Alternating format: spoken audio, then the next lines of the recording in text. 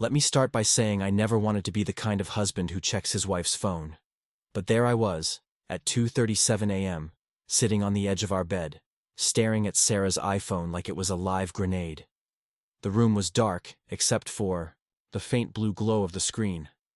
She was asleep beside me, her breathing steady, one arm thrown over her face like she was trying to block out the world. Or maybe just me. It started with the yoga.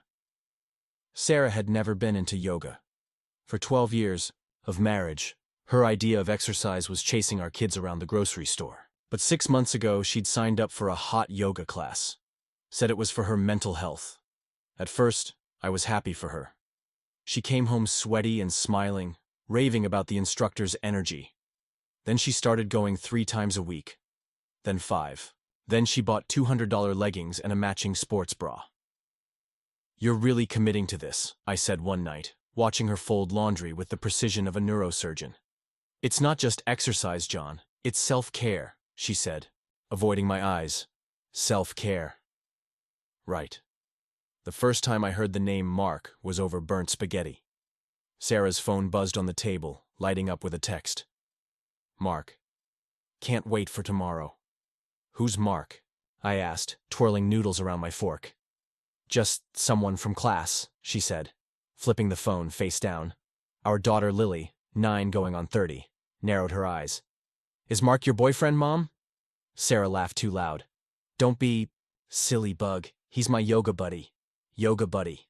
I let it go. For weeks, I let it go. Even when she started coming home at 10 p.m., smelling like lavender oil and someone else's cologne. Even when she stopped wearing her wedding ring to avoid scratching the yoga mats. Even when she bought a separate phone charger for her car. Then came the Tuesday night she forgot to log out of Google Photos. I was helping Jake, our 7-year-old, build a Lego Death Star when her laptop pinged. A notification popped up. Backup. Complete for weekend retreat folder. Retreat? My finger hovered over the trackpad. Jake looked up, peanut butter smeared on his cheek. "Dad, you're doing the weird eye twitch thing again. Just go brush your teeth, buddy." The folder was a punch to the gut. Photos of Sarah laughing on a hiking trail, arm linked with a guy who looked like a TikTok fitness influencer. Shirtless, selfies in a hotel mirror, a receipt for a couple's massage. The timestamp? Last weekend. When she'd supposedly been at her sister's divorce support retreat. I closed the laptop, walked to the bathroom, splashed water on my face, stared at my reflection, a 38-year-old accountant with a receding hairline and dad bod. That's when I decided to follow her. I didn't sleep that night. I sat at the kitchen table, Sarah's laptop open in front of me, scrolling through the photos again and again like if I stared long enough, they'd rearrange themselves into something that made sense. The guy, Mark, had his hand on her lower back in one shot. In another, she was feeding him a bite of cheesecake. Her eyes crinkled with a laugh I hadn't seen in years. The timestamps were relentless. Friday, 9:07 p.m., Saturday, 1:23 a.m., Sunday morning. When she'd texted me, "Sis and I are grabbing brunch. Be home by noon." The worst part? How happy she looked. Not the forced, "I'm fine" smile she'd been giving me for months, but the kind of grin that used to light up her whole face when I'd surprise her with concert tickets or a weekend getaway. Now it was directed at a stranger in a $200 Patagonia vest. I closed the laptop, drank a beer, then another. Then I Googled, "How to tell if your wife is cheating," and fell down a Reddit rabbit hole of private investigators, burner phones, and guys who'd hidden AirTags in their wife's purses. One thread mentioned a PI named Frank, who operated out of a strip mall near the highway. "Dude's a bloodhound," someone wrote. "Found my wife's boyfriend's Instagram in 12 hours. At 6 a.m. I called him. Frank's voice sounded like he'd been chain-smoking since the Clinton administration. "You got cash?" "Yeah."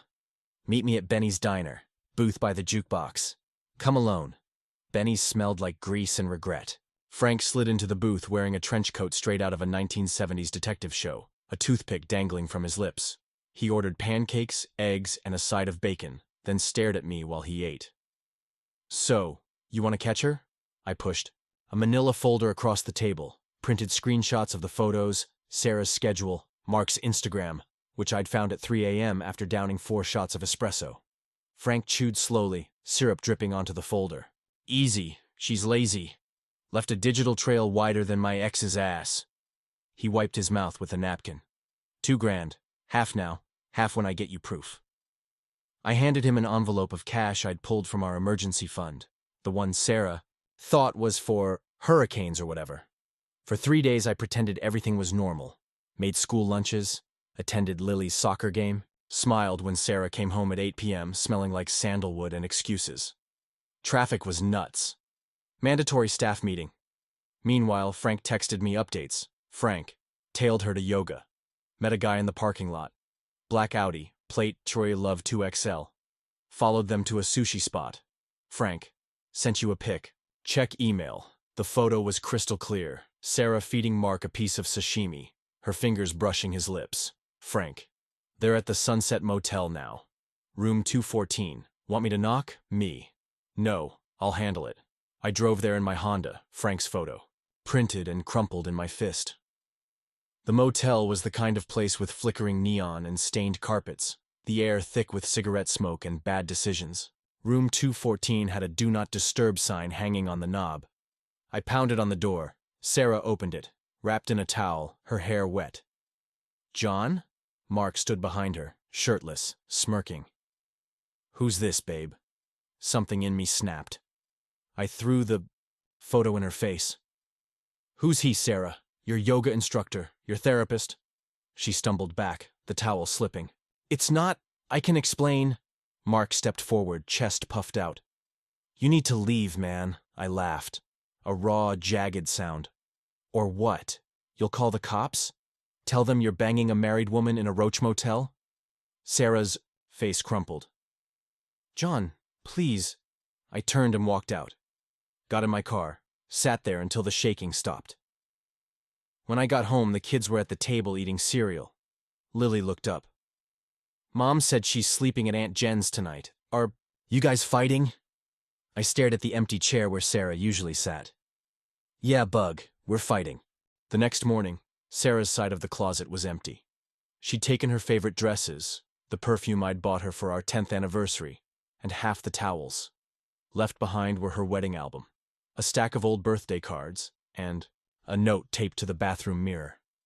We need to talk. Please don't involve the kids. I crumpled the note and threw it in the trash.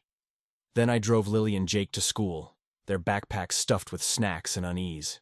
Lily sat shotgun, fiddling with the radio until I snapped, "Leave it." She glared at me, all preteen venom. Mom wouldn't yell at me. Mom's not here, I almost said. Frank called while I was scrubbing coffee stains off the counter. Got more for you. Check your email.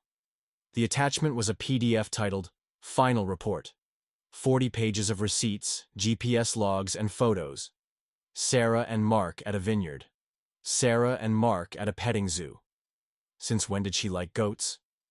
Sarah and Mark signing a lease for an apartment.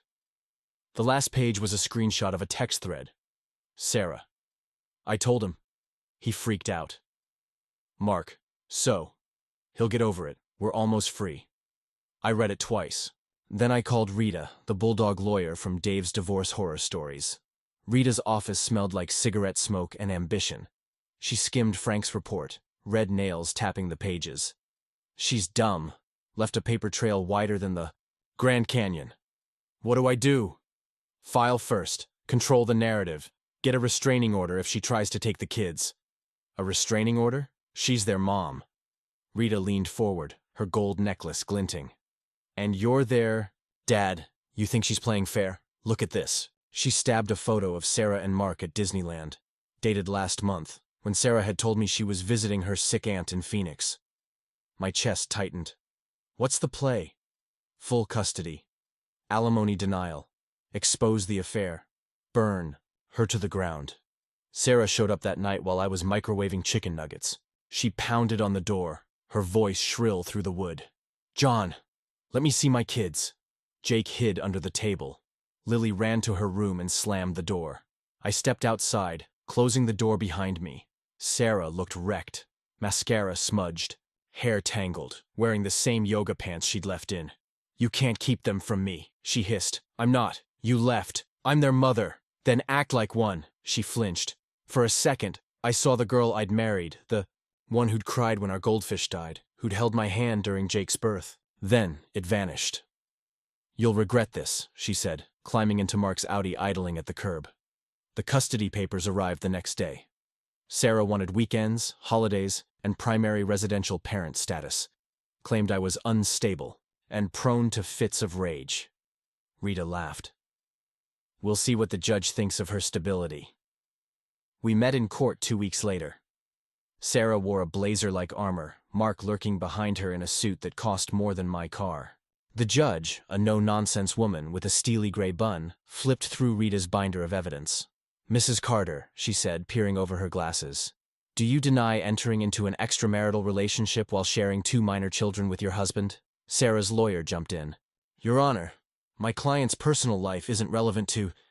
It is when she's shacking up with her boyfriend instead of picking her kids up from school, Rita snapped. The gallery buzzed. Sarah stared at her hands. By noon, I had 50-50 custody and a court order barring Mark from being near the kids. That night, I let Lily and Jake sleep in my bed. Jake clutched his stuffed dinosaur, snoring softly. Lily stared at the ceiling. Is Mom a bad person? She asked. No, I lied. She's just... lost. Are you gonna get a girlfriend? I choked. What? Mark's mom's boyfriend. So you need one too, right? I pulled her close, breathing in the strawberry shampoo Sarah used to buy. I don't need anyone but you guys. Sarah didn't fight fair. 2 days after the custody ruling, I woke up to 47 missed calls and a text from my boss. Need to talk. ASAP. By the time I pulled into the office parking lot, my inbox was a graveyard of forwarded links. A TikTok video had gone viral, a shaky clip of me yelling at Lily in the grocery store. The caption read, Abusive father denies mother access to her children. Except I wasn't yelling. Lily had begged for a candy bar, and I'd said no. The video was cropped, the audio spliced to loop my "Stop it, Lily!" on repeat.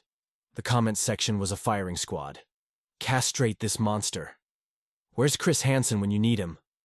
My boss, a balding HR robot named Greg, slid his iPad across the desk. We're getting bombarded. Clients are threatening to pull contracts. It's fake, I said, hands trembling. We're putting you on administrative leave until this blows over. I spent that night on Reddit, downvoting every comment, replying to strangers with paragraphs of proof. My fingers flew across the keyboard. She's the cheater, not me. At 3 a.m., a user named TruthWarrior69 DM'd me. Dude, she's using a burner account. Sweet Mama Bear 22, check the posts. The account was a masterpiece of lies. Photos of Sarah crying in front of our old house. He changed the locks. A GoFundMe for her legal battle against a narcissist. A live stream where she sobbed into the camera, I just want to hug my babies again. Donations poured in, $10K in 6 hours. I screenshotted everything, sent it to Rita. She said, defamation case. But it'll take months. Months. My savings were already bleeding dry. The kids became unwitting soldiers in her war. At Lily's soccer game, a woman with a Free Sarah t-shirt handed her a stuffed bear. Your mommy misses you so much. Lily threw it on the ground. My mom's a liar. The video hit TikTok in minutes. Brainwashed child rejects mother's love, Jake started, wetting the bed again. I found him at 2 a.m., scrubbing his sheets in the bathtub, tears mixing with tide. I don't want to make Mom mad. I hugged him, my shirt soaking through. You couldn't if you tried, buddy. Then came the review bombs. 1-star Yelp reviews flooded my company. John Carter harasses single moms. Avoid this creep. My LinkedIn became a meme.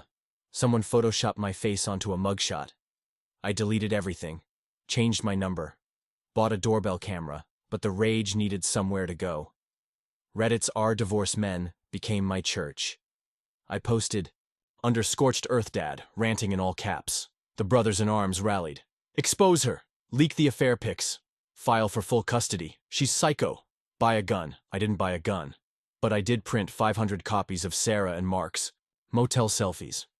At 4 a.m., I drove to their apartment complex, stuffed flyers into every mailbox. The security camera caught me, pixelated and feral. Sarah called at dawn. "You're insane! Mark's filing a restraining order." "Tell him to add the goat from the petting zoo too," I said, slamming my coffee mug on the counter. The final blow came via certified mail. A lawsuit. Sarah and Mark were suing me for emotional distress and invasion of privacy. Rita was giddy. "They're idiots. This'll get thrown out by lunch." But the process server didn't care. He stood on my porch, neon vest glowing as neighbors peeked through blinds. Lily watched from the stairs. "Are you going to jail?" I wanted to lie, to say, never. Instead, I shrugged. "Depends if the judge likes dads who pack Lunchables." She didn't laugh. That night, I cracked. Logged into Sarah's Instagram. She'd never changed the password from Lily's birthday. Scrolled through DMs. Found a thread with Mark. "Sarah, I can't keep doing this. The guilt is killing me." Mark, "Then stop. Walk away." Sarah, "I love you." Mark, "Love doesn't pay your lawyer." I screenshotted it, sent it to Rita. Then I did one thing I'm not proud of. Posted it on Our Divorce Men with the caption, "Burn it all down." The Reddit post blew up like a grenade in a meme war. By morning it had 50K upvotes, awards I couldn't pronounce, and a comment section screaming for Sarah's head. Strangers dissected her DMs like the Zapruder film. Look at message number 4. She's totally faking the guilt. Mark's a gold-digging sociopath. Run, King! Sarah's Instagram flooded with hate. Followers who donated to her Save a Mom GoFundMe demanded refunds. Her TikTok live streams got spammed with clown emojis. Even Mark's LinkedIn got nuked. Someone photoshopped his face onto a wanted poster for home wrecking and bad facial hair. But the sweetest justice came via text. Unknown number. "This is Emily, Mark's ex. I'm testifying in your custody case. That prick owes me $12K in child support." I grinned so hard my cheeks hurt. The lawsuit collapsed faster than a TikTok trend. At the hearing, Rita tossed a printout of Mark's "Love doesn't pay your lawyer" text at the judge. "Your Honor, if emotional distress had a face, it'd be my client's ex-wife, right after she realized her boyfriend's a walking red flag." Sarah's lawyer objected. The judge silenced him with a glare. "This case is dismissed with prejudice." And Miss Carter? She fixed Sarah with a look that could freeze hell. "Grow up." Outside the courthouse, Sarah lunged at me, heels clacking like gunshots. "You ruined my life!" "You did that yourself," I said, stepping around. Her Mark was nowhere to be seen. That night, I celebrated with the kids, McDonald's sundaes and a Star Wars marathon. Lily licked caramel off her spoon, eyeing me.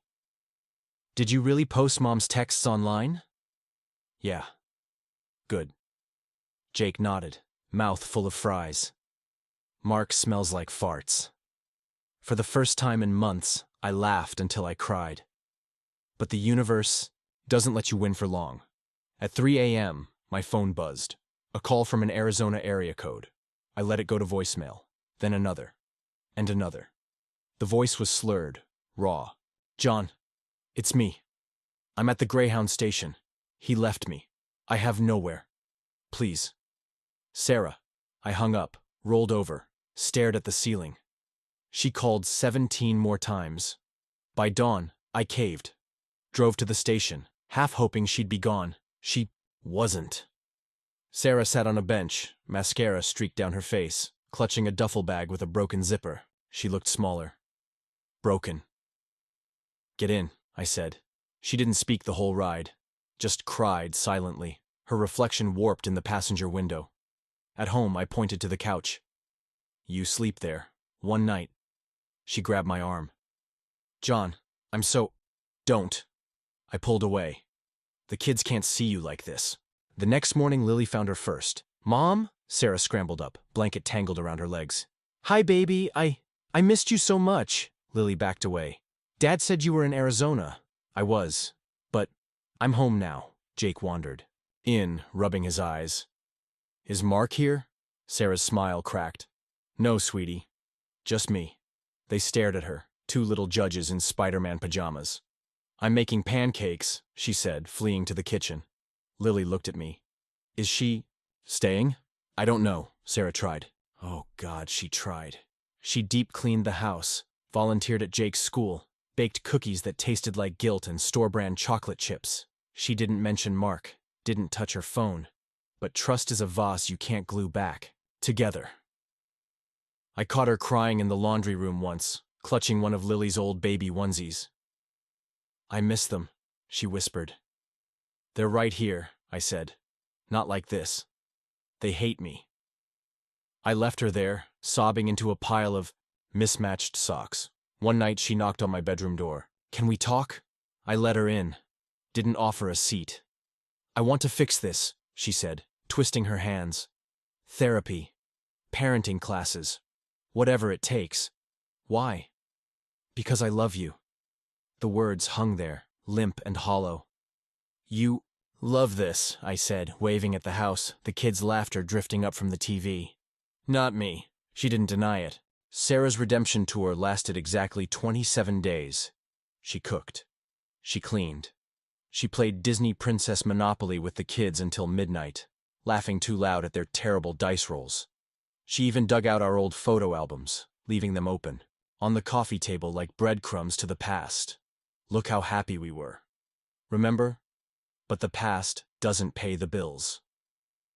One afternoon, I came home early from grocery shopping and found her hunched over my laptop, fingers flying across the keyboard. The screen flashed, a GoFundMe page titled, Rebuilding a Broken Family. What the hell is this? I snapped. She jumped, slamming the laptop shut. I'm trying to help. The legal fees, the therapy costs, your fundraising, after what you pulled? It's not for me. Her voice cracked. It's for the kids. I yanked the laptop open. The campaign photo was a decade-old shot of us at the beach, Lily as a toddler digging in the sand. The description dripped. With martyrdom. A mother's fight to heal her family after a devastating betrayal. Donations, $0. Take it down, I said. John, please, now. She deleted it, tears splashing the trackpad. The kids noticed the cracks. Lily started locking her bedroom door. Mom keeps trying to bond with me, she muttered, air quotes sharp enough to cut. It's creepy. Jake, ever the diplomat, asked at dinner. If Mom stays, can we get a dog? Sarah brightened. A golden retriever. We could name him. No, I said. The rest of the meal was silence and the clink of forks. Then came the night I found her in my toolbox. I woke to the garage light bleeding under the bedroom door. Sarah stood at my workbench, rummaging through screwdrivers, her hands shaking. Looking for something? I said. She spun, clutching a hammer. I wanted to fix the porch step. It's wobbling. Since when do you DIY? Since I'm trying to prove I'm not useless, she shouted, slamming the hammer down. A coffee can of nails tipped over, scattering metal teeth across the floor. We knelt to pick them up, the silence suffocating. I miss us, she whispered. A nail pierced my thumb. I sucked the blood. Us is dead. The universe loves a good punchline. 2 days later, Rita called. CPS got a tip. Claims you're endangering the kids by letting Sarah stay. My stomach dropped. From who? Anonymous. But my money's on Prince Charming. Mark. The social worker arrived at 8 a.m., a tired-eyed woman with a clipboard and a frozen sticker on her water bottle.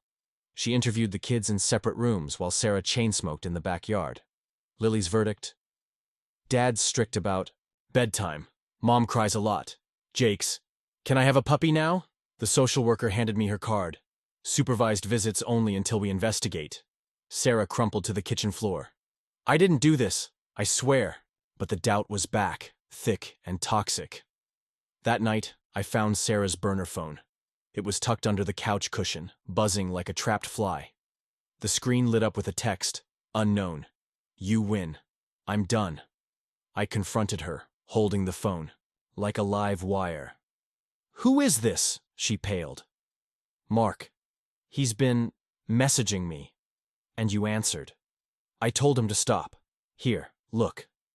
She scrolled to show her replies. Leave me alone. Never contact me again. But there, buried in the trash folder was a draft she'd never sent. I miss you too. I threw the phone against the wall. It shattered. Get out! She left in a thunderstorm, her duffel bag soaked through. The kids watched from the window, Lily's arms tight around Jake. Is Mom gone forever? He asked.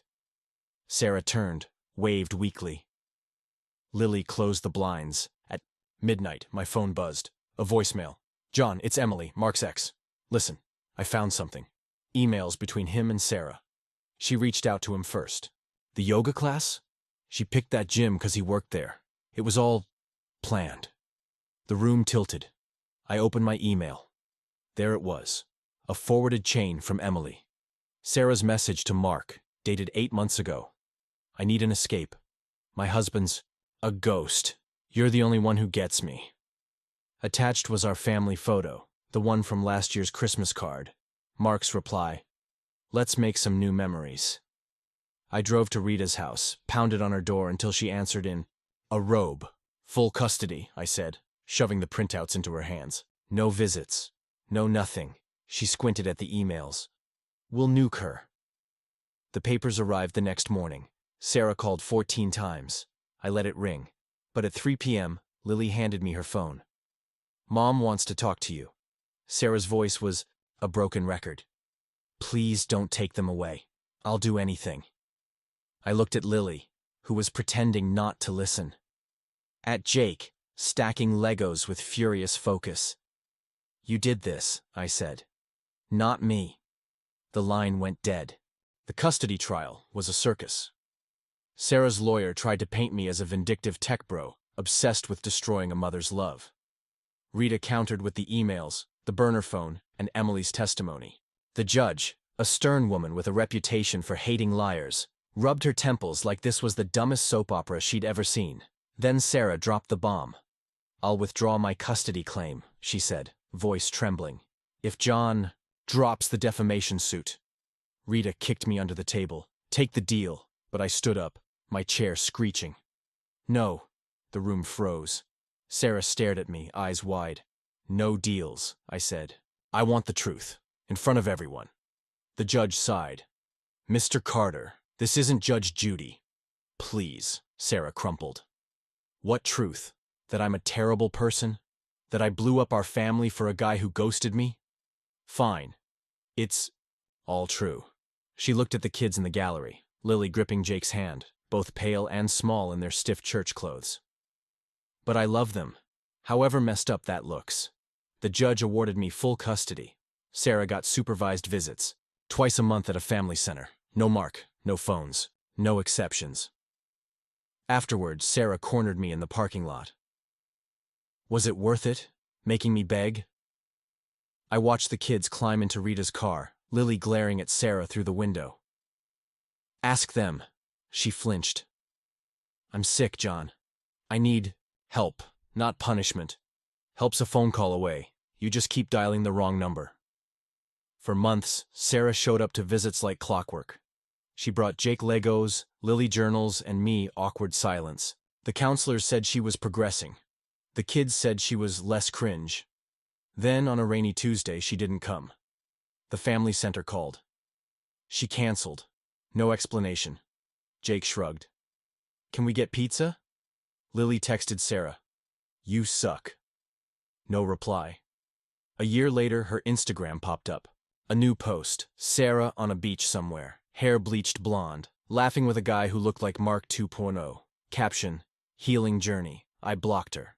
Let the kids decide when they're older. Now, we're okay. Not healed, not whole, okay.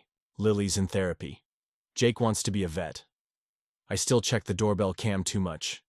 Sometimes, when the house is too quiet, I think about that last night Sarah slept on the couch. How she whispered, I'm sorry, into the dark. How part of me wanted to say, me too, but love isn't a courtroom. There's no judge, no verdict, just two people sweeping up the glass, hoping not to get cut. To the viewers, if you were me, would you have forgiven her? Burned the evidence? Given her one more chance? Let me know in the comments. And if you're fighting your own battle, stay strong. Sometimes surviving is the only win that matters. Thanks for sticking with this train wreck. If you want more messy reality, hit subscribe. And hey, trust your gut. Even if it's screaming into the void, end.